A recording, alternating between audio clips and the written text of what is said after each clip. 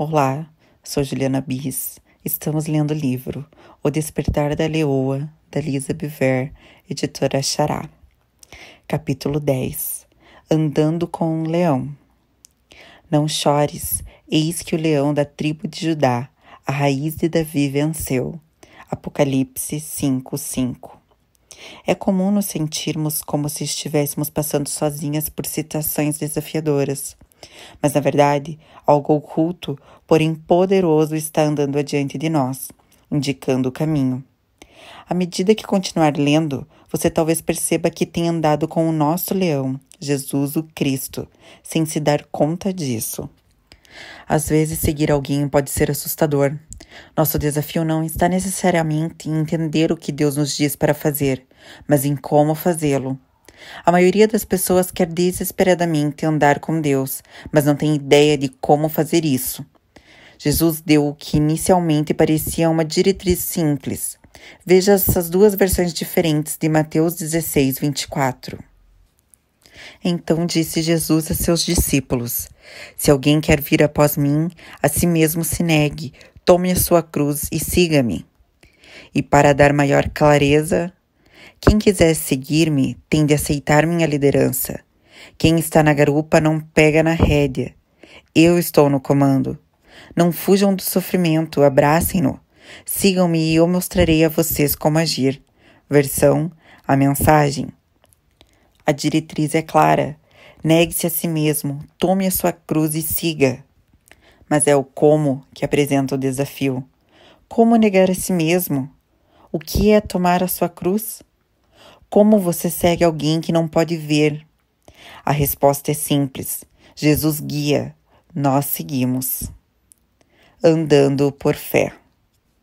Com frequência tenho a oportunidade de dialogar com grupos de jovens meninas em fóruns de perguntas e respostas. Fico surpresa ao ver quantas vezes respondo uma pergunta apenas para ouvir em seguida. Mas como? Como você sabe quando Deus está falando?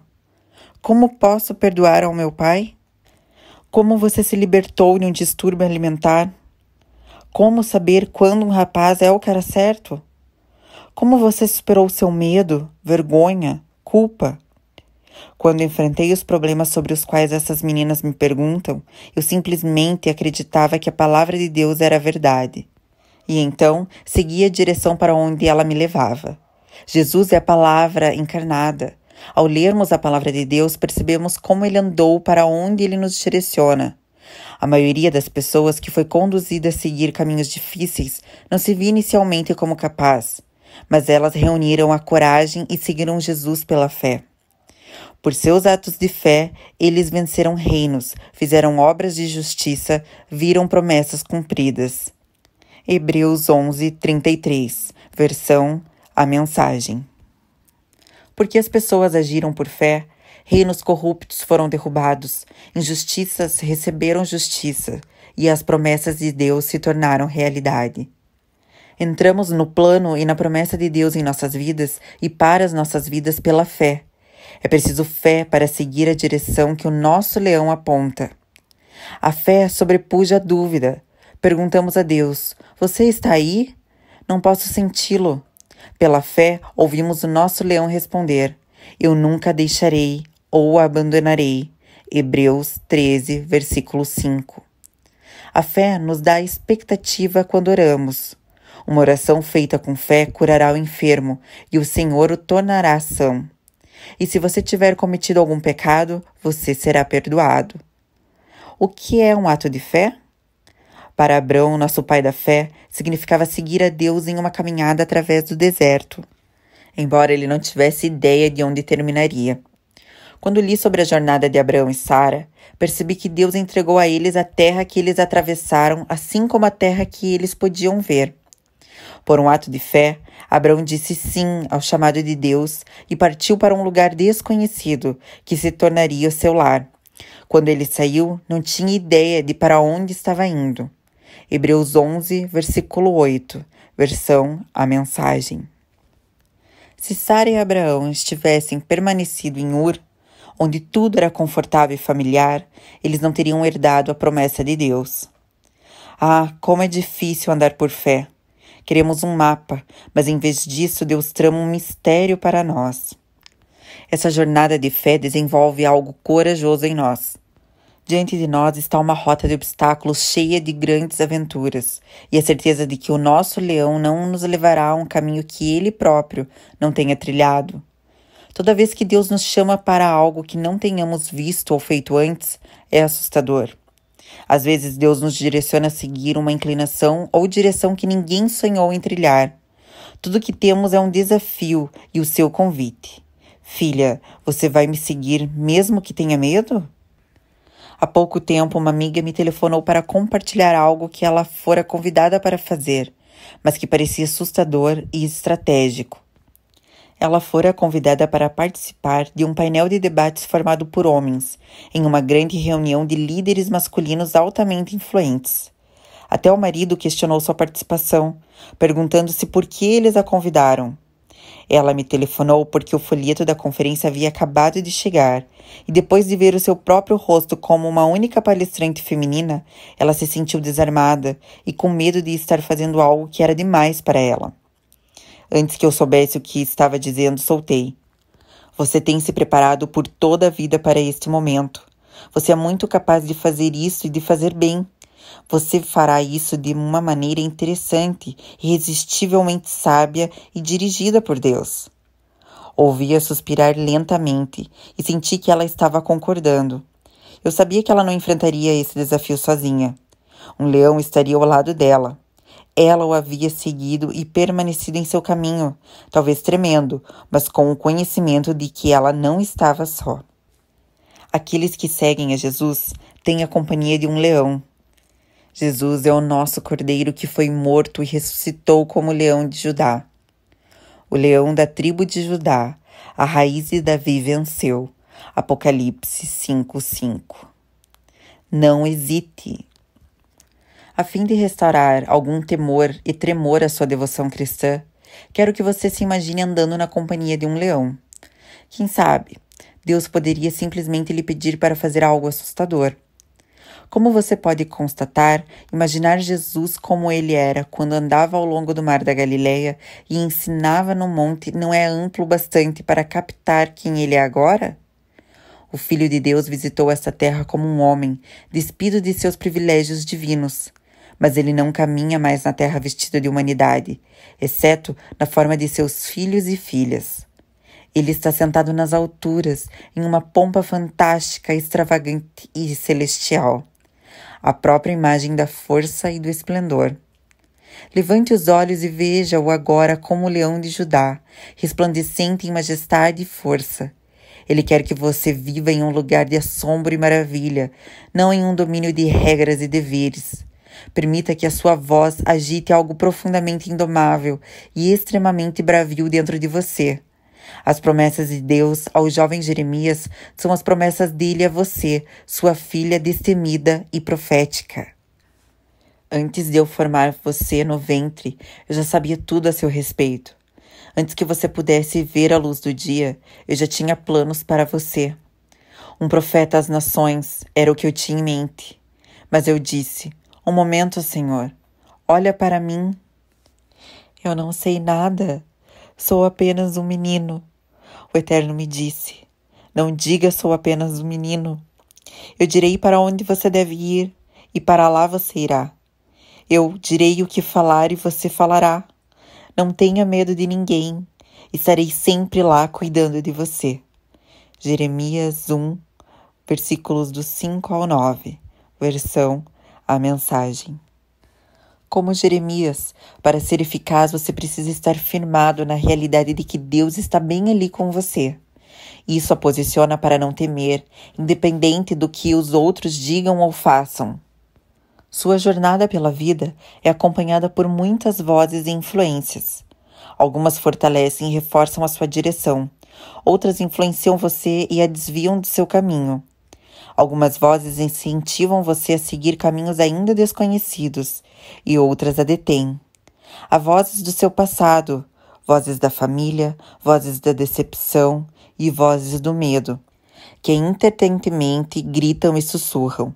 Desvie-se para o lado, volte atrás, você pode falhar. Você pode se machucar. Essas vozes a incentivam a se proteger. Entre essas vozes negativas que sugam a vida está o chamado de vozes poderosas que ministram vida.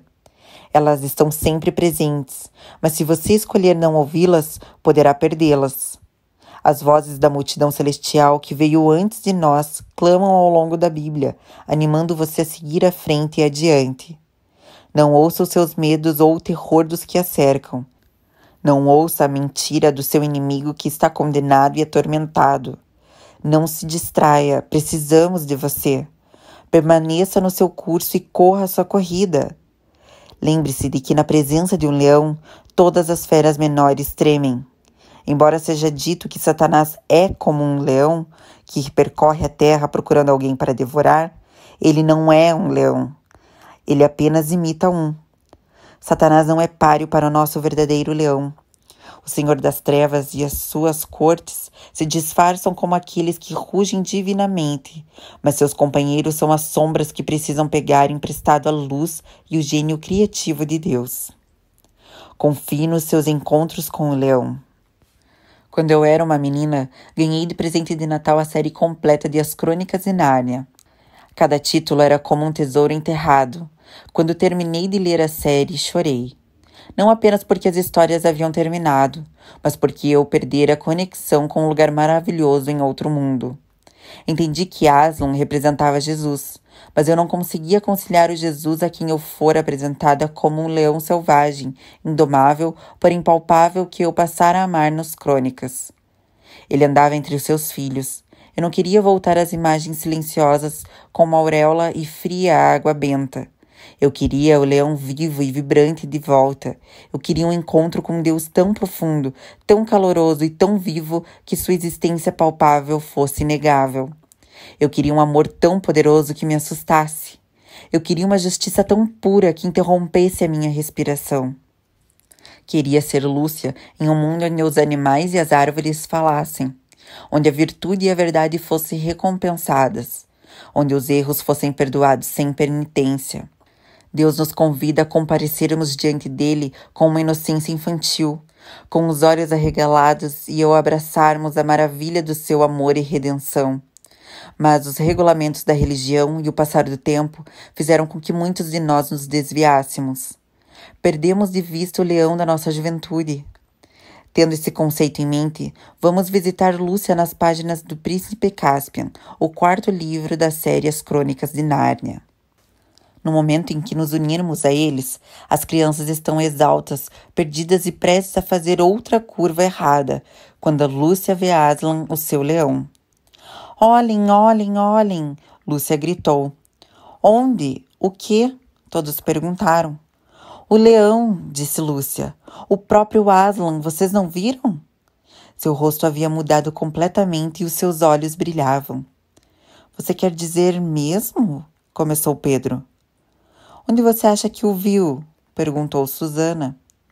Não fale como um adulto, disse Lúcia batendo o pé. Eu não acho que o vi. Eu o vi. Onde, Lu? Perguntou Pedro. Bem ali entre as árvores daquela montanha. Não deste lado do desfiladeiro, bem do lado oposto do que você quer seguir. E ele queria que fôssemos para onde ele estava, lá em cima. Como você sabe que isso era o que ele queria? Perguntou Edmundo. Eu simplesmente sei, disse Lúcia, pelo rosto dele. Os outros simplesmente se entreolharam em um silêncio intrigado. Quando o leão aparece, o seu semblante reflete isso. Com a visão vem o entendimento. Lembro-me de ver esse entendimento no rosto de Addison, quando ele me disse que acreditava que Juliana era sua futura noiva. Eu acabara de chegar em casa de uma conferência para mulheres em Kiev e no curto período da minha ausência, 6 dias, meu filho encontrara o amor de sua vida. Ele queria que eu me juntasse a eles para almoçar naquele mesmo dia. Sentamos na varanda e eu ouvi enquanto ele me dizia que sabia que ela era a moça certa. Quando perguntei a ele como sabia disso, ele sustentou o meu olhar e explicou. Eu simplesmente sei. Naquele momento eu soube também. Reconheci que o meu filho havia visto algo mais naquela jovem, algo que lhe dava força para seguir um caminho que ele não podia explicar. Como sua mãe, eu o apoiaria nessa jornada. Antes mesmo de passar um tempo com Juliana, acreditei que ela era a pessoa certa para o meu filho, mesmo que eu nem entendesse ainda. Quando temos esses encontros com o leão, devemos confiar nesse entendimento, mesmo que os outros não vejam aquilo que é óbvio para nós. Apesar do ceticismo das outras crianças, Lúcia confiava no que havia visto e sabia ser verdade. Após Lúcia lhes dizer a direção que Aslan queria que eles seguissem, os outros a questionaram. Eles não apenas duvidaram se ela realmente vira Aslan, eles se perguntaram por que ele aparecia para ela. Então decidem votar para decidir se seguiriam Lúcia e seu leão ou seguiriam um caminho mais direto. Lúcia perdeu na votação e as crianças seguiram por outro caminho. Ela segue o grupo, chorando enquanto eles buscam um caminho oposto. Creio que todos nós sabemos como ela se sentiu. Quando você vê um leão ou um sinal de Deus que outros não veem, haverá perguntas. Eles vão querer saber por que lhe foi mostrado algo que eles não perceberam. Aprendi que só Deus pode responder essa pergunta. Ele faz como lhe agrada. Ele se revela de diferentes maneiras para diferentes pessoas. Essa dinâmica deveria criar independência ao longo do corpo de Cristo, em vez de levantar perguntas. Se cada um de nós tiver recebido uma parte, os líderes se fortalecerão e desafiarão uns aos outros. É terrível ser incompreendida e depois levada na direção errada. É uma sensação horrível quando os que a cercam não valorizam a percepção que Deus lhe deu. Lembre-se, nesse mesmo caso, Deus está trabalhando em direção a um propósito maior. Não permita que a rejeição e a incompreensão introduzam o julgamento ou a amargura em sua alma. Lide com isso. Voltando ao príncipe Caspian, depois de um dia cheio de muitas curvas erradas e de um encontro quase fatal, as crianças terminaram de volta onde começaram. Doloridos e exaustos, eles se deitaram para dormir. Aslan sabe que Lúcia está sofrendo e, para evitar maiores danos, ele a visita novamente. Das sombras fora do acampamento deles, Aslan chama Lúcia, que está estranhamente acordada depois de um dia tão cansativo. Entusiasmada com a sua voz e tomada pela alegria, ela vai até ele. Ao descrever o dia que tiveram, Lúcia critica seus irmãos e sua irmã por não seguirem seu conselho. Do interior do leão, vem a sugestão de um rosnado. Perplexa, Lúcia pergunta a ele se ela fez algo errado. Mas não foi minha culpa, foi? O leão olhou direto nos olhos dela. Oh, Aslan, disse Lúcia. Eu não poderia ter deixado os outros e subir até você sozinha. Como eu poderia? Aslan não disse nada. O leão olhou direto nos olhos dela. O que é na presença de Deus que traz tamanha clareza à nossa visão humana distorcida? Muitas vezes entrei na presença dele, achando que eu era uma vítima incompreendida e caluniada, apenas para perceber que certas escolhas cabiam unicamente a mim. Mas na presença do nosso leão, eu não me sinto envergonhada. Sinto-me revestida de poder, posicionada e preparada para prosseguir. Em um momento ou outro, todas nós nos encontramos exatamente nessa posição difícil. Você teve uma inclinação dada por Deus de seguir um caminho e a pressão dos colegas ou da família de seguir outro. Talvez você tenha sido tentada a fazer concessões com a sua fé ou com seus princípios morais, simplesmente acompanhando a multidão e ficando calada. Independente da pressão, você percebeu quando foi à presença do nosso leão que as desculpas não funcionam. Elas encontram apenas o silêncio. Muitas vezes, ouvi que se Deus está em silêncio, lembre o que ele lhe disse da última vez. Você aceitou, fez ou deu o que ele ordenou? Caso contrário, ele ainda está esperando a sua resposta. Você é uma leoa. Deus não muda suas diretrizes só porque os homens fazem uma votação ou discordam dele. Ele também não joga o jogo da culpa.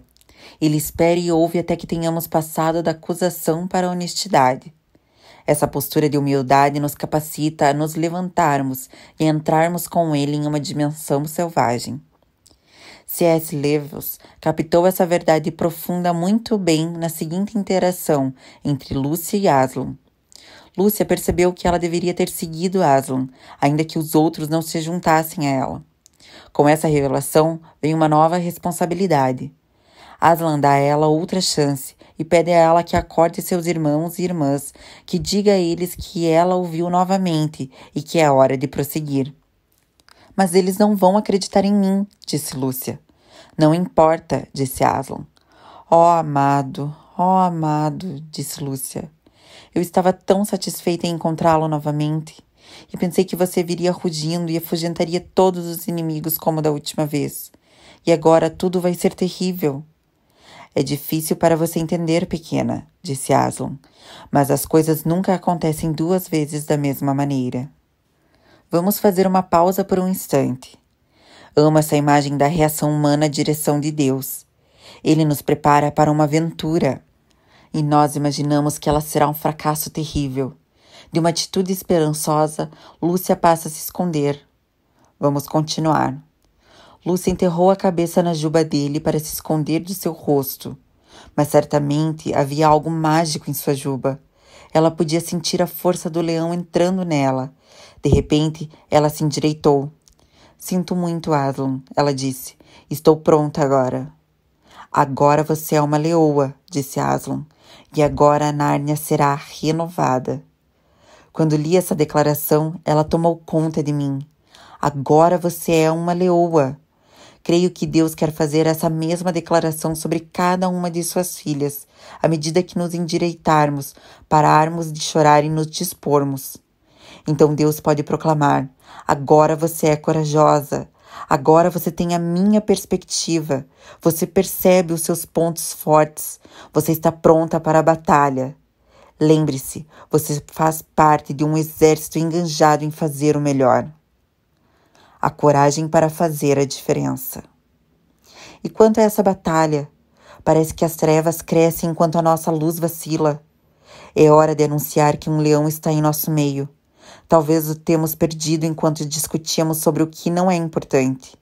Nossas fileiras se dividiram e o nosso foco se desviou enquanto os poderes das trevas causaram o caos na terra que fomos encarregados de proteger. Uma batalha está sendo travada ao nosso redor, mas estamos ocupados demais lutando dentro do nosso próprio acampamento. Ao Rei Eterno, o Deus único, imortal e invisível, sejam honra e glória para todos sempre. Amém. Timóteo, meu filho, dou-lhe essa instrução, segundo as profecias já proferidas a seu respeito, para que, seguindo-as, você combata o bom combate, mantendo a fé e a boa consciência que alguns rejeitaram, e por isso naufragaram na fé. 1 Timóteo 1, do 17 ao 19. Existem promessas lançadas sobre o nosso futuro. Guerreamos com as armas da luz e da esperança. Ele não está derrotando a morte outra vez. Ele conquistou essa vitória. Mas é hora de andarmos no triunfo dele e de encorajarmos outros a nos seguirem. Agora mesmo os Estados Unidos estão no limiar de um colapso moral, econômico e espiritual. Somos assediados por inimigos e terroristas em todo o mundo e dentro das nossas fronteiras. O medo e a traição semeiam a discórdia em todas as frentes. E existem aqueles entre nós que imaginam que não podemos pensar por nós mesmas. Em minha opinião, o ambiente atual é semelhante ao da Inglaterra há algumas centenas de anos. O Império nasceu de uma terra despedaçada e destruída, e o povo da Grã-Bretanha foi renovado quando uma jovem mulher despertou uma leoa. Aos 25 anos de idade, a rainha Elizabeth I anunciou o trono de um país financeira e moralmente falido. A Inglaterra era ameaçada de todos os lados por nações mais fortes que eram unidas pelo catolicismo. Em contraposição, a Inglaterra estava dividida pelas guerras religiosas que eram travadas dentro de suas fronteiras. A Grã-Bretanha vacilava após os reinados tumultuados do rei Henrique VIII e da rainha Maria. Porém, ouça o discurso de coroação da rainha Elizabeth. O fardo que recaiu sobre mim me deixa maravilhada. Séculos depois, considero as palavras delas oportunas e provocativas. Que tipo de mulher escolhe ficar maravilhada com um fardo enorme? Fico feliz porque essa rainha não se desculpou por ser jovem demais, frágil demais ou por ser do sexo errado. Seu direito ao trono foi desafiado repetidamente, mas mesmo quando ela era chamada de filha bastarda do rei Henrique VIII, ela não cedeu. Em vez disso, Elizabeth optou por ficar maravilhada. Sua perplexidade a moveu a entrar na dimensão da maravilha, do assombro e da dependência de Deus. Desde o início, Elizabeth aprendera a escolher as palavras cuidadosamente. Do contrário, ela não teria vivido até os 25 anos. Desde o nascimento até o túmulo, ela foi cercada por aqueles que desejavam o seu mal. Em sua corte e em seu país viviam traidores e usurpadores, que teriam adorado armar ciladas para ela com suas palavras. Sua meia-irmã Maria, que fora rainha antes dela, ganhou o título de Blood Mary, Maria, a Sanguinária, por causa do número de execuções durante o seu reinado. Maria procurava oportunidades para matar Elizabeth e chegou a ponto de aprisioná-la na Torre de Londres, onde a mãe de Elizabeth, Ana Bolena, fora aprisionada antes de ser decapitada. Os ataques e conspirações da rainha Maria contra Elizabeth só terminaram com a sua morte. Pouco depois de Elizabeth se tornar rainha, sua prima Maria, rainha da Escócia, que era apoiada pela Igreja Católica, voltou à Grã-Bretanha e tentou repetidamente roubar o trono da Inglaterra. No fim, Elizabeth mandou executá-la quando uma tentativa de assassinato descarada veio à luz. Elizabeth foi traída, rejeitada e desacreditada, mas permitiu que as dificuldades a transformassem na melhor governante que a Inglaterra já conheceu. Em vez de se casar e gerar um herdeiro, a rainha Elizabeth I jurou ser tanto esposa quanto mãe de seu reino. Esse nível avassalador de comprometimento a libertou para se concentrar nas estratégias que estabeleceram seu reinado em poder. Além de se instruir e aperfeiçoar constantemente, ela se cercava de conselheiros sábios e mantinha um controle sobre a qualidade de vida e o bem-estar dos seus súditos. Sob o reinado da rainha Elizabeth, as facções religiosas foram unificadas sob a Igreja da Inglaterra. A economia da Inglaterra passou de solitária e dependente a diversificada e independente. A ciência e as artes floresceram. A Inglaterra tornou-se uma força naval. O estabelecimento e a exploração da América prosperaram. A rainha Elizabeth trouxe a seu país a Idade do Ouro e transformou um pequeno reino em um império. Não é de admirar que ela tenha sido chamada de leoa, mas com todas essas realizações, o seu papel como rainha nunca deixou de ser um fardo. Ela disse: ser um rei e usar uma coroa é algo mais glorioso para aqueles que o veem do que agradável para aquele que carrega. Um livro de história nos diz que ela fez mais do que usar uma coroa. Ela foi uma pioneira da inovação, do comércio e da exploração. Ela entendia a força que estava por trás de uma lealdade não dividida e promovia a evolução nacional, mesmo quando países como a França estavam prestes a serem destroçados pela Revolução. Elizabeth era destemida no campo de batalha. Eis um extrato de seu discurso enquanto ela se preparava para cavalgar e entrar em batalha com suas tropas. Que os tiranos temem, pois sempre me comportei de modo a colocar em Deus minha principal força e a proteção dos corações leais e da boa vontade dos meus súditos, e portanto venho perante vós, como vem nesse momento, não para minha recreação e diversão, mas estando decidida em meio ao calor da batalha a viver ou morrer entre todos vós. A entregar por Deus e pelo meu reino e pelo meu povo a minha honra e o meu sangue até mesmo no pó. Sei que tenho o corpo de uma mulher fraca e frágil, mas tenho o coração e o estômago de um rei, e de um rei da Inglaterra. E penso que o escárnio vil de Parma ou da Espanha, ou de qualquer príncipe da Europa, que ousa invadir as fronteiras do meu reino, a isso, antes de qualquer desonra aumente em mim, eu mesma pegarei em armas. Em breve teremos uma vitória histórica sobre esses inimigos de Deus, do meu reino e do meu povo.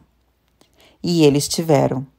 Você percebe o que acontece quando uma mulher escolhe ficar maravilhada em vez de aterrorizada? Elizabeth seguiu a Deus destemidamente, atenta ao seu destino. Ela não buscava o conselho de Deus casualmente. Ao contrário, Elizabeth mantinha diários de oração em 13 idiomas diferentes. Os resultados são nada menos que surpreendentes. Talvez você sinta que Deus a está chamando para algo extraordinário ou assustador. Nesse caso, permita que os exemplos de Lúcia e da Rainha Elizabeth I encorajem você a prosseguir. Não importa o que os outros veem para você. Se Deus falou, creia nele. Vá para onde ele lhe disser para ir. Ouça o que ele lhe disser. Siga esse leão enquanto ele conduz você e confie nesse entendimento, mesmo quando outros possam não entender. Você está pronta para ficar maravilhada?